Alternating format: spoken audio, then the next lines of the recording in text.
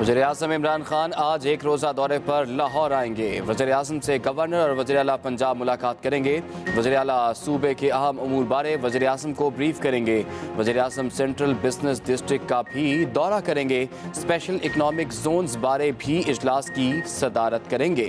वज़ीर-ए-आज़म से मुख्तलिफ अजला के अरकान असम्बली और पंजाब काबीना के सीनियर वज़रा भी मुलाकात करेंगे।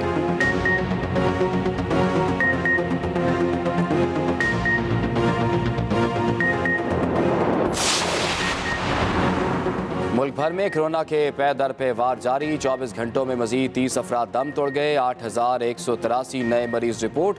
NCOC के मुताबिक मुल्क भर में मुस्बत केसेस की शरह 11.92% रिकॉर्ड की गई। लाहौर में मुस्बत केसेस की शरह में इजाफा 20% से भी बढ़ गई। रावलपिंडी में 10.2% रही।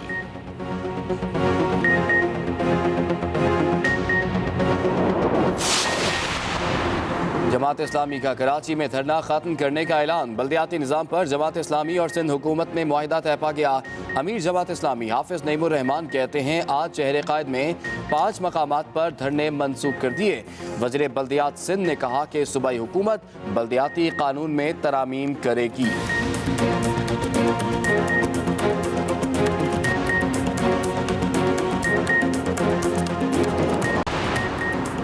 MKM का सिंध हुकूमत को सख्त रद्दअमल देने का फैसला। राबता कमेटी का बहादुराबाद मरकज पर हंगामी इजलास।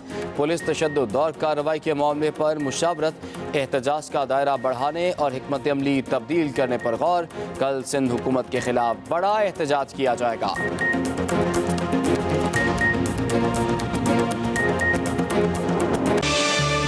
Welcome back to Expresso. और अब वक्त हुआ चाहता है over a cup of coffee का। और आज हम ना खालिद कॉफ़ी पियेंगी बल्कि आपको मिलवाएंगी पार्लिमानी सेक्रेटरी बराए सेहत डॉक्टर नौशीन हामिद साहिबा से आज के सेगमेंट में। देखते हैं आज क्या बातें होती हैं।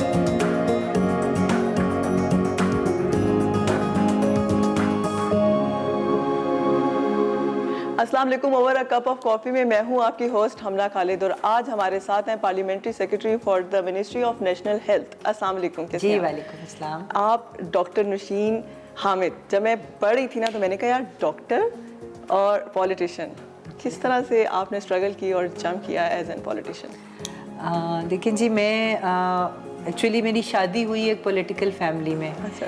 तो मैं तो जाहिर है कि मेरा पैशन तो मेडिसिन ही था और उसी को प्रैक्टिस करना था। मगर I got married into a political family. मेरे father in law Ayub Khan के ज़माने से पार्लियामेंटेरियन थे और 5 टाइम्स इलेक्टेड पार्लियामेंटेरियन थे, मिनिस्टर भी रहे हुए थे। तो वो घर में हम लोगों का एक सियासी माहौल था शादी के बाद जो मैंने देखा। तो बस फिर जब once you are in a political family फिर कहीं ना कहीं से आप एडजस्ट आप हो जाते हैं। बिल्कुल ऐसे ही। तो आपकी जो बेसिक क्वालिफिकेशन है शादी से पहले की, वो एज एन डॉक्टर क्या मतलब स्पेशलिटी थी? मैंने एक्चुअली मेरी शादी हो गई थी 4th ईयर में। मेडिसिन जो है वो 5th ईयर जो था मेरा फाइनल ईयर, वो मैंने शादी के बाद कंप्लीट किया था।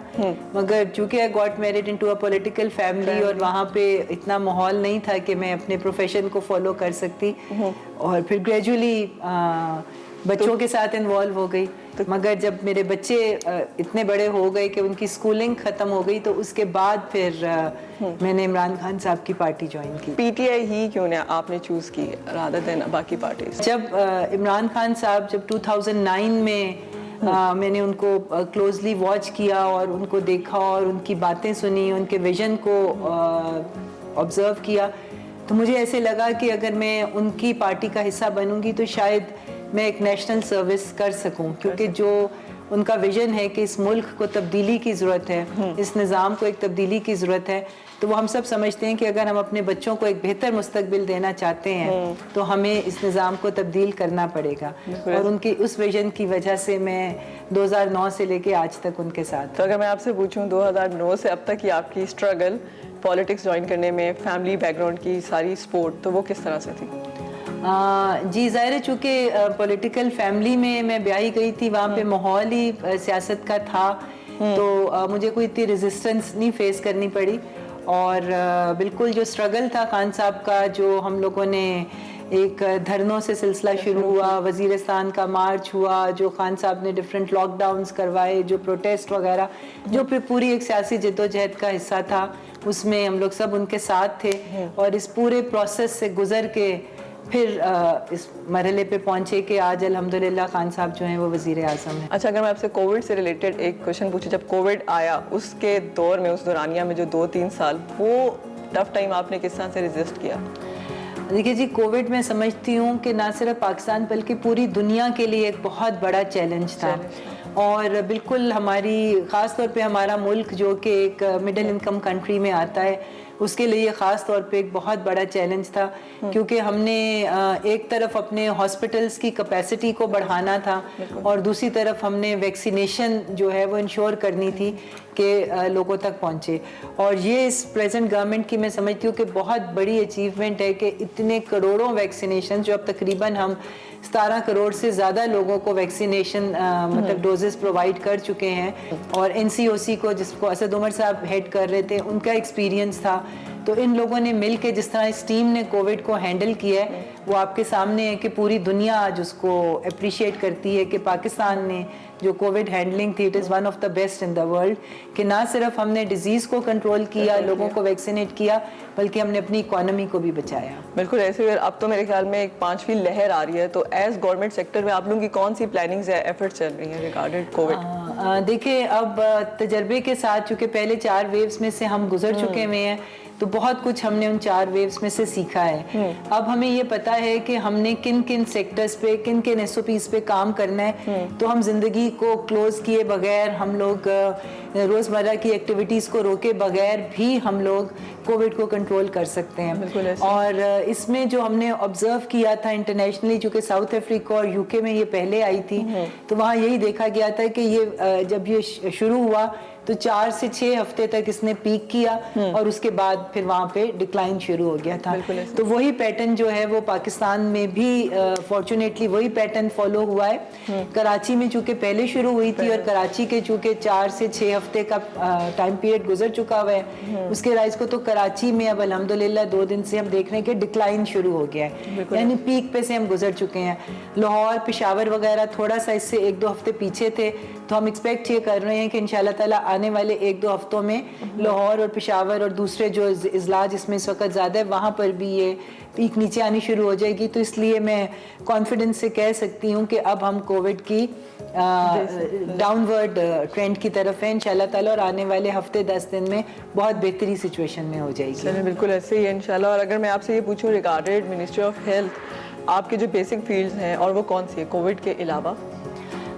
देखिए जी, हम लोग इस वक्त मिनिस्ट्री ऑफ हेल्थ में हेल्थ रिफॉर्म्स के ऊपर काम कर रहे हैं, क्योंकि हमें अपने सिस्टम्स को बेहतर करना है। इसके अंदर जो मेडिकल एजुकेशन है कि quality of doctors and quality of nurses, ये 2 चीज़ें बहुत ज़रूरी हैं, क्योंकि जाहिर है कि अगर आपके पास अच्छे डॉक्टर्स होंगे, अच्छी क्वालिफाइड कॉम्पिटेंट नर्सेज होंगी, तभी आपका हेल्थ केयर सिस्टम जो है वो सक्सेसफुल होते हैं। और उसके अलावा जो हम रिफॉर्म्स कर रहे हैं वो हॉस्पिटल्स को जो है उनकी कंडीशन को बेहतर करने के लिए उनके अंदर रिफॉर्म्स लाए जा रहे हैं। और इसके साथ साथ जो ये इस दफ़ा हमने एक बहुत बड़ी पेंडेमिक को फेस किया है, तो ये अब दुनिया में ये कोई पहली और आखिरी पेंडेमिक नहीं है। अब प्रिडिक्टेड है, साइंटिस्ट हमें बताते हैं, एक्सपर्ट्स हमें बताते हैं कि अब इस किस्म की पेंडेमिक्स, इस किस्म के वायरसेस जो हैं वो दुनिया में आते रहेंगे। तो उसकी तैयारी के लिए भी हेल्थ मिनिस्ट्री ने सेंटर ऑफ डिजीज़ कंट्रोल, जो कि पहले पाकिस्तान में नहीं था, उसके ऊपर फोकस किया है। तो ये तमाम रिफॉर्म्स हैं जिससे इंशाल्लाह ताला आप देखेंगे कि हेल्थ का सेक्टर जो है वो ऊपर जाएगा। बिल्कुल, आपने ऐसी ही बात की। फॉर श्योर आगे आने वाली जो टाइम है उसमें हम इस चीज़ों से इजीली जो है निकल सकें।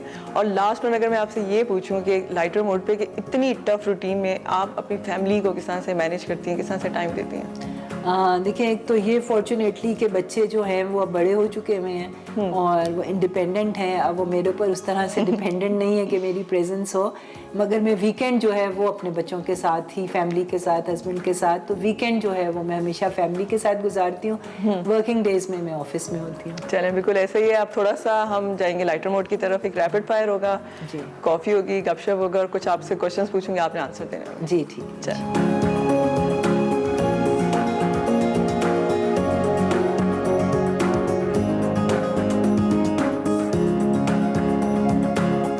अच्छा, मैं आपसे एक क्वेश्चन करूंगी, उसमें 2 ऑप्शंस होंगे और आपने एक आध कोई सिलेक्ट करना होगा। ठीक है। चलिए, फर्स्ट वन, अगर आपको कोई ऑप्शन मिले इन फ्यूचर तो आप कौन सा रोल